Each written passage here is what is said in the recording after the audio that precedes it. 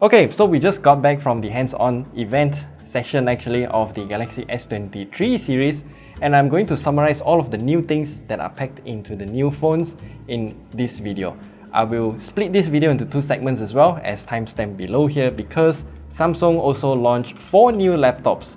However, none of these laptops were shown in the session because these laptops are not gonna be available for sale here in Malaysia and also many other countries as far as I know. So I'm just doing it for the sake of completion. So let's begin.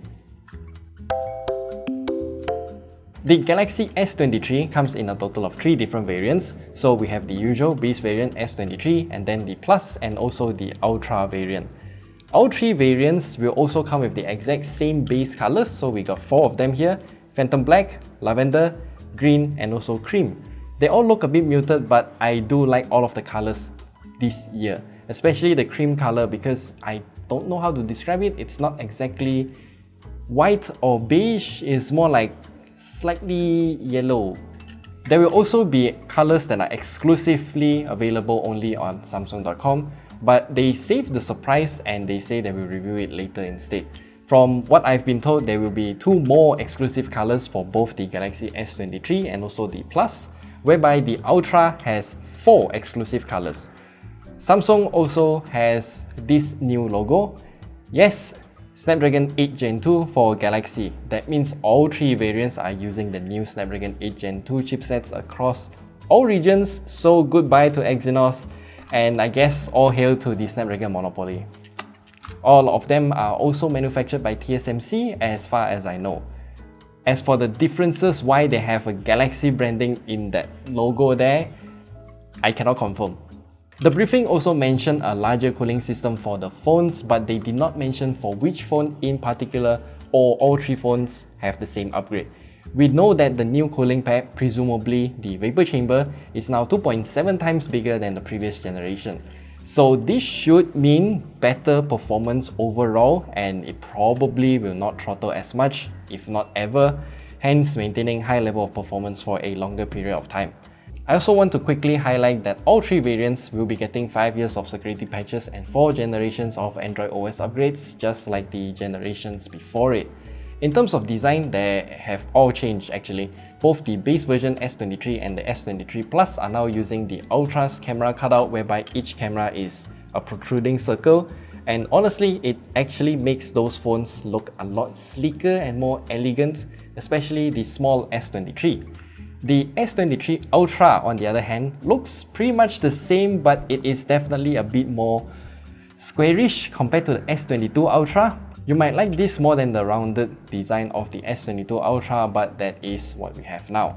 The S Pen is still placed at the bottom left corner of the phone, which is the same as the S22 Ultra. I remember someone complained, actually a lot of people complain about the position of the S Pen, but personally I don't really care if it's at the bottom left or the bottom right corner.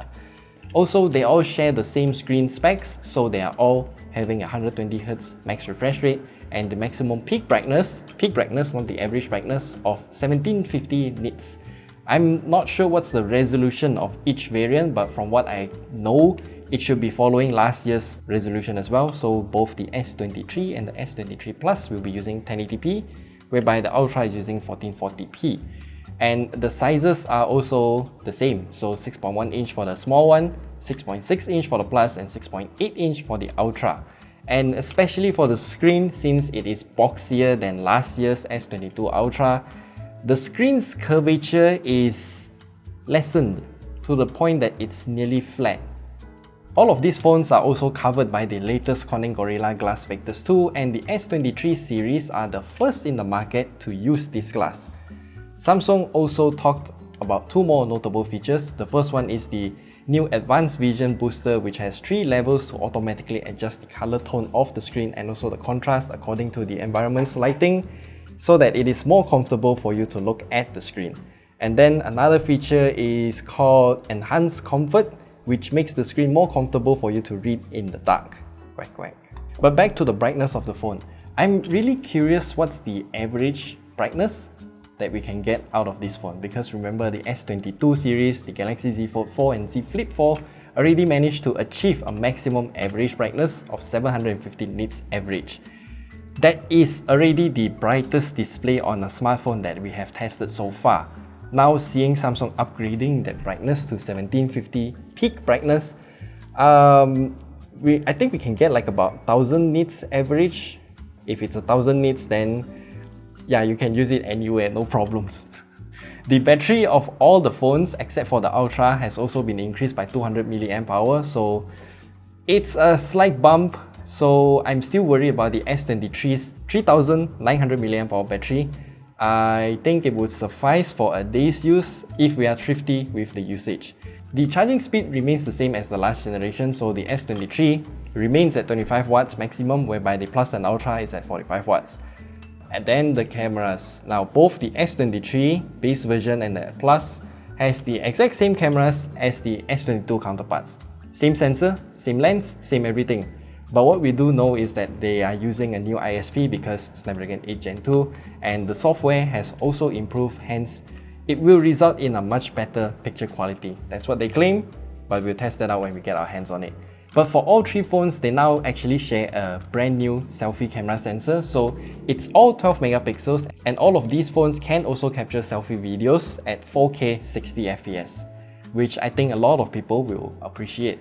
Now I want to put more focus on the Galaxy S23 Ultra because it is having the biggest camera sensor upgrade for the main camera actually. So now it's using the 200 megapixel sensor with a 16:1 pixel binning, resulting in 12.5 megapixel picture. The OIS, hardware OIS, has now been doubled. So last time it was plus minus 1.5 degrees and now it has been upgraded to plus minus 3 degrees. That means you should be getting a much smoother video and photo shooting experience overall, especially for those with shaky hands like mine. And then it also has an enhanced autofocusing system, which I truly believe that we have to test it out on our own to know how good it is. And it can also record 8K 30 FPS videos. No, all phones can actually record at 8K 30 FPS actually, so yeah, I need to add that. And I think the S23 series is the first phone to ever do that. Now, a few more mentions about Samsung's features is that it now also has something called Advanced Night Videos, Astro Hyperlapse, HDR selfies, 360-degree audio recording when paired with the new, actually not so new Galaxy Buds 2 Pro.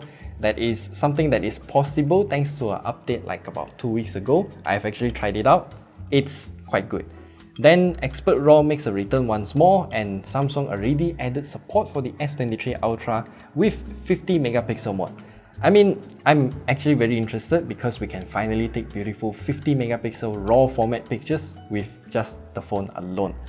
Then there's also another multi-exposure photography feature, which is kind of difficult to explain what it does with words, so the illustration here will help you a lot. Then comes One UI 5.1, mostly the same with the Galaxy Z Fold 4, and by the way, Bixby routines are now integrated into the system menu and it's now called Modes and Routines.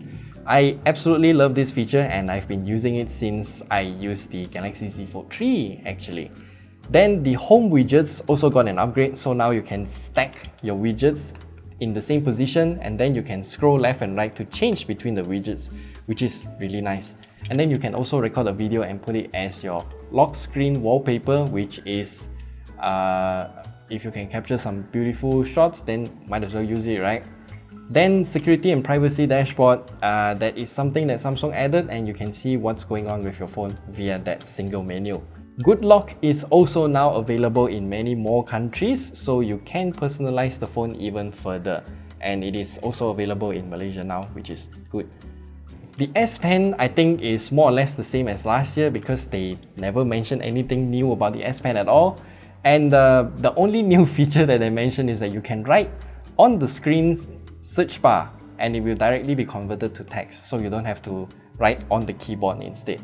So it works with a few more apps now, Google apps particularly, so Google Maps, Google Chrome, and also Gmail. There are also a lot of accessories announced as usual, but we do have the new silicone grip for the Galaxy Z Fold 4, now made for the Galaxy S23 series. And then the strap of that case will also have a lot more partnerships, so you can change it to what we were shown was a Pringles kind of strap that looks really nice. And for the S22 Ultra's case, I do have a Mummy Monster strap as well, so yeah, all these are up to you in terms of personalization, and it goes well with the Good Lock app as well.